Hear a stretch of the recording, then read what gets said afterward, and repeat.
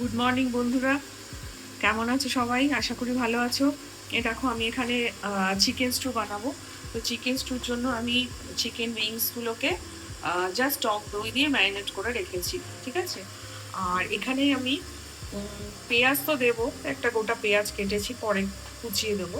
আর তার স্টুয়ের জন্য আমি আলু, পেঁপে এগুলো কেটে নিয়েছি, গাজর, বিট, বিনস, ঠিক আছে। আম, হ্যাঁ, এই টমেটোটা থেকে দানাগুলো সব বের করে দিয়েছি আমি চটকিয়ে, ঠিক আছে। তো যেহেতু এটা একটা খুব হেলদি ফুড, তো সেই জন্য আমি চেষ্টা করেছি যতটা হেলদি জিনিস দেবার, যতটা নিউট্রিশন এখানে রাখা যায়। তো তার জন্য খুব সামান্য একটুখানি সাদা তেল নিয়ে নিয়েছি। আর আমি না তার মধ্যে কি করবো বলতো, প্রথমে আমি না তেজপাতা দিয়ে দেবো, তেজপাতা দিয়ে দেবো, আর একটু দারচিনি দিয়ে দেবো। দারচিনিগুলো ধুয়ে আমি একটু ভেঙে ভেঙে রেখেছিলাম। এই দারচিনিটা দেওয়ার পরে দেখবে একটা ফ্লেভার আসবে। আর সামান্য সাদা তেল দিয়েছি, দেখো, একদম সামান্য। তো এই দারচিনিটা দেওয়ার পরে একটা ফ্লেভার উঠেছে। আমি এরপরে কি করবো বলতো, এই যে অল্প সামান্য পেঁয়াজ, সামান্য পেঁয়াজ, একদম সামান্য পেঁয়াজ দিই, খুব সামান্য, জাস্ট এইটুকু পেঁয়াজ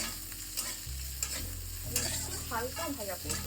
কারণ যেহেতু এটা চিকেন স্টু, তো যতটা হেলদি রাখা যায়, যত পেঁয়াজ তুমি খুব ভেজে নাও তাহলে তো ওর গুণটা নষ্ট হয়ে যাবে। পুরোটাই একটু বয়েলড এর উপরে করার চেষ্টা করি। আর সেই জন্য আমি হালকা করে ভাজছি, রাখছি। তো এরপরে কি করবো, আমি এর মধ্যে হালকা ভাজা ভাজা হবে, তার মধ্যে আমি আদাটা ঘষে জাস্ট দিয়ে দেবো। দেখো আদাটা আমি দিয়ে দিয়েছি, এবং সেম ভাবে আমি আদাটাকেও বেশি কিন্তু কষাবো না, জাস্ট হালকা নাড়িয়ে দেখো কতটুকু আমি পেঁয়াজ, আর একটা ছোট্ট পেঁয়াজ আর কতটুকু আদা। আদাটা যত তুমি বেশি কষাবে না, তাহলে সেটা খুবই হয়ে যাবে, তো আমি সেটা করবো না। এর মধ্যে আমি চিকেনটা আগে দিয়ে দেবো। জাস্ট আমার হয়ে গেছে, বুঝেছো তো? এই ম্যারিনেশন করা চিকেনটা আমি দিয়ে দিলাম। দেওয়ার পরে আমি জাস্ট একটু নাড়াচাড়া করে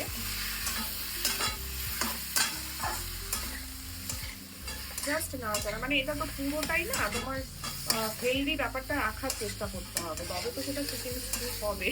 তুমি বেশ কিছু ফ্রাই বা চিকেনটাকে ভাজা করি, কষাই, তাহলে সেই টেস্ট বলবো না, টেস্ট না, গুণটা থাকবে না। টেস্ট তো এটার একটা আলাদাই টেস্ট হয়, আলাদাই ফ্লেভার হয়। তোমরা করে দেখো তোমরা কিভাবে চিকেন স্টু খাও আমি জানি না, কিন্তু আমি দেখো এখানে কিন্তু রসুন অ্যাড করিনি। আমি জাস্ট পেঁয়াজ আর আদাটাকে দিয়ে জাস্ট হালকা করে চিকেনটাকে একটু নাড়িয়ে নিলাম।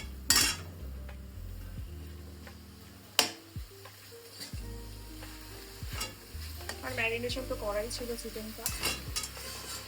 অনেকে রসুন দিয়ে করে, কিন্তু রসুন আর পেঁয়াজটা দিলে কি হয় জানো তো, সেটা না একটা গুরুপাক ব্যাপার চলে আসে। সেই জন্য আমি পেঁয়াজ আর আদাটাই দিয়েছি, ইউজ করেছি, আর এটাই করি। এরপর আমি কি করবো বলো, এই সবজিগুলো দিয়ে দিলাম। সবজিগুলো দেওয়ার পরে আমি একটু জাস্ট নুন ছড়িয়ে দেবো। আমি একটু হলুদ ইউজ করি না, তোমরা দেখে হলুদ ইউজ করা বলবে, জানো কীভাবে করে। নুনটা দিয়ে দিলাম, দিয়ে একটু নাড়িয়ে জল দিয়ে ঢাকা দিয়ে দেবো। কিচ্ছু করতে হবে না, খুব সিম্পল লাগে। সবজিগুলো বড় বড় করে কেটে নিয়ে এসেছি, এর সঙ্গে সেদ্ধও হয়ে যাবে। বেশি করে জল দেবো, কারণ জলটা সেদ্ধ হতে লাগবে, আর দ্বিতীয় কথা এটা স্যুপের মতোই হবে। আর আমি যেটা লাস্টে অ্যাড করব, সেটা আমি লাস্টে, এটা সেদ্ধ হয়ে যাওয়ার পরে আরো কিছু অ্যাড করব, ঠিক আছে? হ্যাঁ, অবশ্যই হেলদি জিনিসই অ্যাড করবো, খুব একটা কিছু খারাপ কিছু অ্যাড করবো না। তো এবার আমি ঢাকা দিয়ে দিই। মোটামুটি সেদ্ধ হয়ে গেছে। এবার আমি যেটা অ্যাড করব সেটা হচ্ছে গোলমরিচের গুঁড়ো। একটু বেশি করে গোলমরিচের গুঁড়ো দেবো। আচ্ছা, তোমরা ইচ্ছে করলে এর মধ্যে একটু হানি দিতে পারো। আর আমি দুটো কাঁচা লঙ্কা অ্যাড করে দিয়েছি। ঠিক আছে, মোটামুটি সবজিগুলো সেদ্ধ হয়ে গেছে, চিকেনটাও সেদ্ধ হয়ে গেছে। এইভাবে করে খেয়ে সবাই জানিও, আর তোমরা কে কিভাবে করো আমাকে জানাবে কিন্তু অতি অবশ্যই। চিকেন স্টু মোটামুটি রেডি হয়ে গেছে। আমি শুধু এর মধ্যে আর একটা জিনিসই অ্যাড, খুব একটা আনহেলদি কিছু নয়, তো আমি বাটারটা দিয়ে দিলাম। মোটামুটি সবই সেদ্ধ হয়ে গেছে, হয়েও গেছে। তো বাটারটা দিয়ে একটু নুনটা দেখে ওকে নামিয়ে দেবো। মোটামুটি সবই সবজি সেদ্ধ হয়ে গেছে। আমার চিকেন স্টু রেডি। তোমরা কিন্তু অবশ্যই জানাবে তোমরা কে কে কিভাবে চিকেন স্টু রান্না করো। ওকে, টাটা।